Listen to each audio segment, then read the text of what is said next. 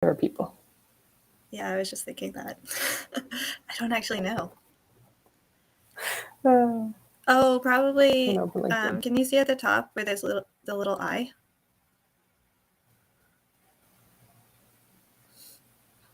No. Okay. So yes, I can. can. Yeah. Okay. So it says 0 right now.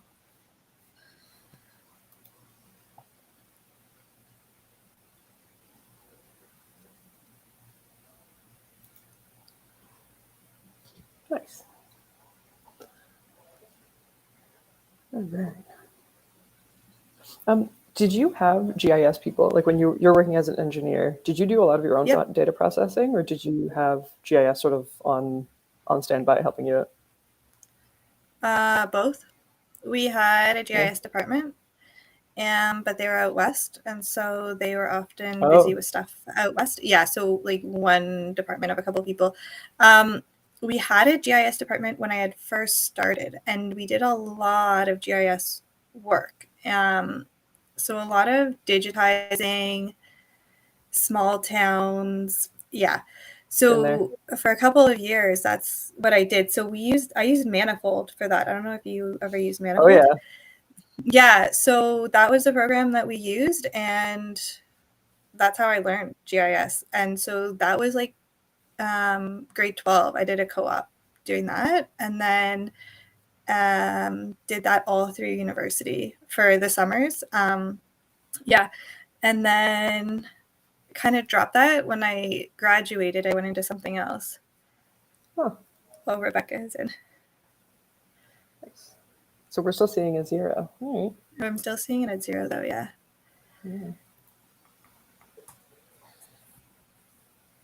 I wonder if she.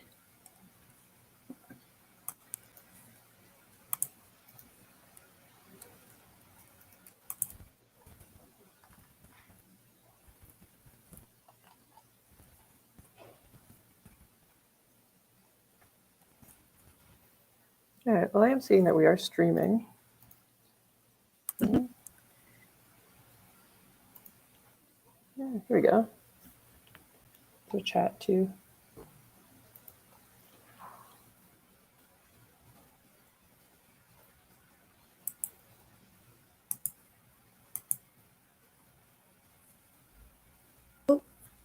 We have 2 people.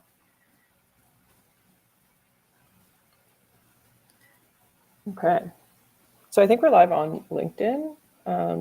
Sorry, our numbers are showing from YouTube, and the comments are showing up on YouTube, but not on LinkedIn, and we can't get the numbers from LinkedIn either.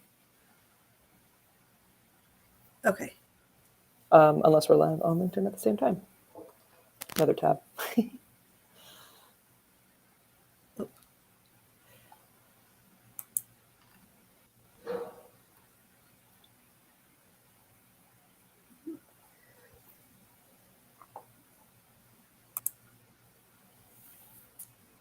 All right, so thank you for joining us.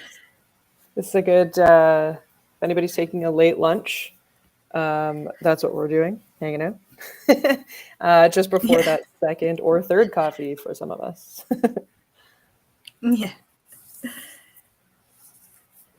Yeah, so we'll just give it about another minute. And if you have any questions before we start, if you can put them in the feed or in the chat, that would be awesome.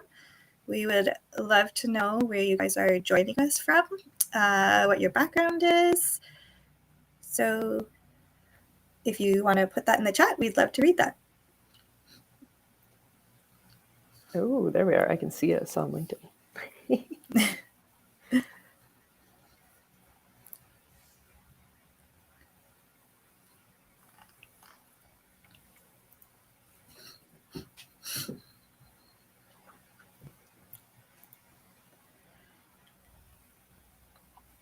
Okay, so maybe we'll get started now and people can trickle in if there's still anybody left.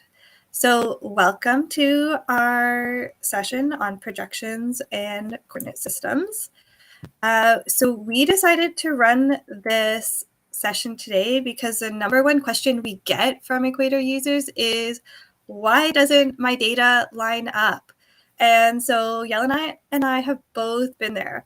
We both know how incredibly frustrating it is when we're working on a design, whether it be in CAD or GIS or whatever other program, and we go to import our elevation or contour data, and it just isn't there. And then you hit zoom to extents, and oh, there's the topo data out in the middle of nowhere. So now you have to figure out if your design is projected wrong, if the topo data is projected wrong, and how do you get these two things to fit together? So today, our goal is to teach you all about projections and coordinate systems. So hopefully you don't have to fight with misfitting data again. So who are we? What are we? Equator is an interactive and modern mapping platform that contains thousands of built-in high-resolution elevation data sets. So you're able to download elevation data as point clouds, contours, DEMs, DSMs, and export as LAZ files, shape files, CAD files, geotiffs. And you're also able to import your survey data to see how it compares to the data that we host. So my name's Lindsay. I am the content creator here at Equator, civil engineer by trade, and spent the last 10 years in consulting. And my co-presenter is Yelena. She's our customer success manager, also a GIS specialist, and spent a number of years in consulting. So, I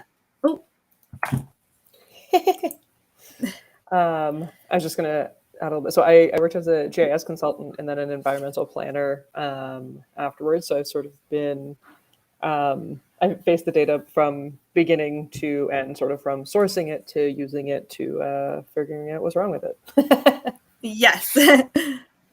All right, go ahead. Okay, so what are we going to discuss today? We're going to do a brief overview of coordinate systems, what they are, how they work, talk about a couple of examples that you will most likely run into. Then we're going to go over how to find your data's coordinate system, whether it be in Equator, in CAD, in GIS. We're going to talk about how to export elevation data from Equator. Then we're going to do a little Q&A, and we'll have some details on follow-up sessions if anyone is interested in that. So I'm now going to pass it over to Yana, and she is going to teach us all about coordinate systems. All right. Okay. So, so besides being an annoying hurdle in working with geospatial data, projections are actually pretty cool. So the idea behind them and sort of why we have to use them in the first place. Basically, we are working with data that is fundamentally 3D. It is data that is on a globe, it is on a sphere. And when we look at that data on a screen or a piece of paper, we are changing that 3D data into a 3D surface. And so think about something like, let's say you make a drawing on a balloon, you pop that balloon and stretch out that rubber. It kind of changes everything. Think of a candy wrapper that you're flattening out. When you flatten these things out from their sort of initial 3D, from their 3D existence into 2D, the proportions, the distances, the areas change. So in the case of a map where these sorts of measurements affect infrastructure, they affect, travel times, different kinds of calculations like that, positioning decisions. It's really important that everybody agrees on the sort of mathematical instructions of how we're changing 3D to 2D. So as long as everybody is on the same 2D page, basically, our calculations on a flat map will translate into the 3D world that we're in. Okay, so next slide, please. So there are many different coordinate systems and projections. So you've probably seen those maps online that sort of show the standard Mercator projection. So in the top left here, the standard Mercator projection of the world, and then shows you different projections that show how this map actually distorts the size of continents relative to one another. So, you know, Greenland isn't actually this big. It sort of prioritizes North America over some areas in the global south, that sort of thing. And so you can see the examples here of some different global projections where this is still the globe, but it's just sort of prioritizing, you know, area or distance on these different ones. So again, remember, these are flat representations of a sphere. And so in the cases of some of them, you can sort of see how it almost looks like a paper craft. So it's a flat representation that you could fold up into a 3D sphere. In the case of the watermelon one in the bottom left there. So these are all global, obviously, but there are some local considerations as well on the next slide. So in the US, for example, the US state plane projections are used most often. So this means that each state has about between one and a few state plane coordinate systems local to that state. In Equator, we've sort of made it very easy to bring out data into any of the projections that you need. And specifically in the case of the US, we have added a toggle for these state plane coordinates specifically. And if you're getting international data, any of those are available for you as well as part of like a full projection library. In the case of what we have here, you'll see that if the data set is in that area that we're looking at there, if in the download window we toggle on the NAD83 state plane zone overlay, we'll see that where our data is in that polygon. When we click it, we'll see Texas North Central. So you can click on any polygon on this map, get exactly the name of the state plane coordinate system that you're working in, and then you can sort of work with your data there and export to the one that you need. On the next slide, we'll show you what that download process looks like, and we'll open up Equator and show that to you there. Once you know the name of this projection, so whether it's state plane or something else, and we'll sort of cover that in a second, in the download window, you can click on the custom button, and then using the name of your projection, search for it in there, select it, and simply download it in Equator. So again, the steps are very, very easy. You sort of understand what projections are now, but within Equator, all you need to know is that name. So there's a couple of things to keep in mind here. So one, you may not be working in UTM, in these state planes. We have a resource list sort of at the end of this presentation. We'll send it out. As well, but you can check your existing drawing. So whether you are in CAD Civil 3D, working in ArcGIS and HEC-RAS, any external software that you're in, you can easily find out what projection you're in, usually in some sort of map settings, drawing settings area. It will tell you what projection you're in. You'll need the name of that projection to search for it in Equator, and it's that simple. The other thing that you should keep in mind, and again, this is a question we get all the time, are units. So we are sitting here on a sunny, beautiful winter day in Canada, in Ontario. But if you're working in the US, you will want imperial units, more likely than not. So when you search for the name of your projection, so let's say in this case, my face is covering it up, so I don't know where my face is, but Texas North, I think. Let's say you're searching for that projection in Texas. So the name is what you need. And then on the pop-up that shows up, you'll want to make sure that you're selecting US feet in order to get the units that you want. And you'll see what happens if you're bringing your drawing out. You're in the right place, but everything seems kind of like bubbly and off. That is usually an issue of units. All right, so I'm just going to open up Equator, and Lindsay, if you don't mind turning on my stream to my window in Equator, and let me know if that's on there. Perfect. So this is an example of a site that I've gotten contours for, so an industrial site here that, let's say we needed to get contours for drainage studies or just sort of a historical snapshot of where the work was happening. From your layers list here, I've got my contours listed. Again, we're working with meters, but you can change the units of your map at any time. Down here on the scale bar, changing it to feet, meters, depending on what you need. So when you go to download from here, this is that spot we were talking about. So for these contours, I want them as a shapefile. I'll go through the settings here. So this is the coordinate system area in that download screen. This is the toggle we were talking about. So if I turn on the NAT83 zones overlay, you'll see the overlay appears on my screen. And if I click anywhere, it will pull up the attribute table to show me the name of my coordinate system here. So of my projection here. So for Texas South Central is actually where we are. And I'll zoom out just to show you what that looks like.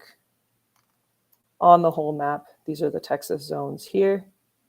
And you'll see the different ones for each of the states. Some states have multiple, some states have one. And because I got lost, I'm going to click zoom to here, come back to my work area.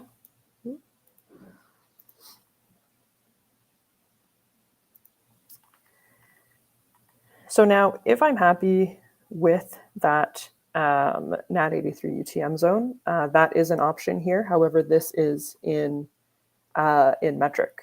So I'm going to hit custom. Was that Texas South Central? Okay. So I'm going to hit custom here, and I'm going to search for Texas South Central. And now going through here, so I've got that NAT83, which is what I want, Texas South Central. And I'm going to pick one further down here that is in US feet. So that has a corresponding code for the software to make sense of. And you'll see here that the horizontal unit changes to US survey foot. So this horizontal unit is controlled by the projection that you choose up here. And so US survey foot is what I want. And I will process that. And so once that's done, it shouldn't take too long. It's not a large site. So once that's done, I have a zip file here containing my data. Within Equator, you'll see that your file lives here. It's grayed out. So this is the file that you can download at any time. However, it's not visible on the map, but this is the one that's visualized on Equator.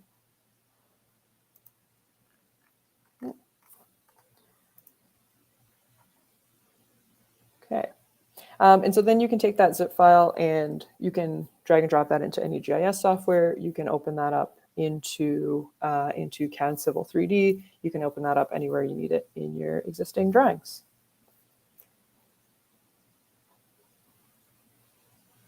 I don't know if we can field any questions because I'm not getting any on YouTube, but I don't know if we have any questions on LinkedIn.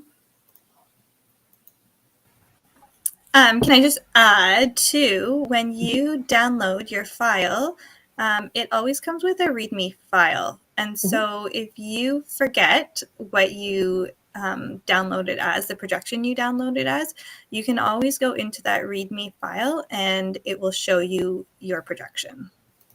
Perfect. So I'm just opening another tab here. Let me just make sure I'm sharing.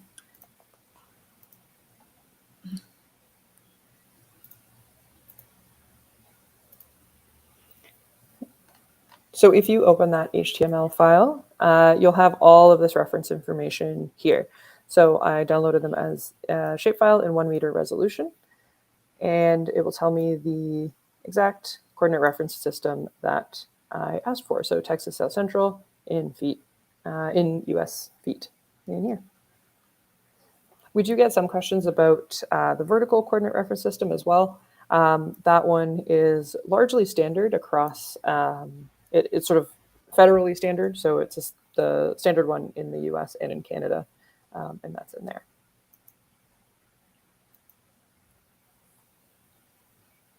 All right.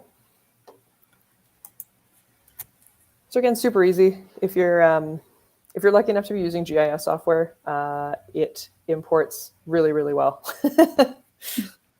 But if you're in CAD, we feel you.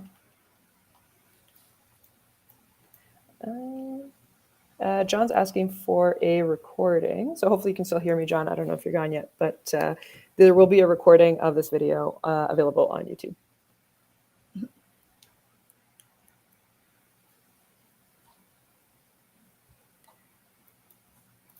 Okay. Does anybody have any other questions? If you think of any questions after this session, then there are 2 different ways that you can contact us. You can email us at contact@equatorstudios.com. And then we also have a chat on our website. We're there Monday to Friday, 9 to 5. So that's another way that you can get in touch with us. And then we also have a drop-in sessions we usually have them on Fridays, but this week it's the 10th, tomorrow. And if you are interested in that, just let us know through that contact@equatorstudios.com. We'll also provide the link when we send out the resources after this. So we have these additional resources. So trying to figure out your projection in Civil 3D, in ArcGIS, and HEC-RAS, we have YouTube videos posted on that. If you would like any more information on coordinate systems, you can definitely ask us, or you can check out these sites. These are some of our favorite reference sites that we use.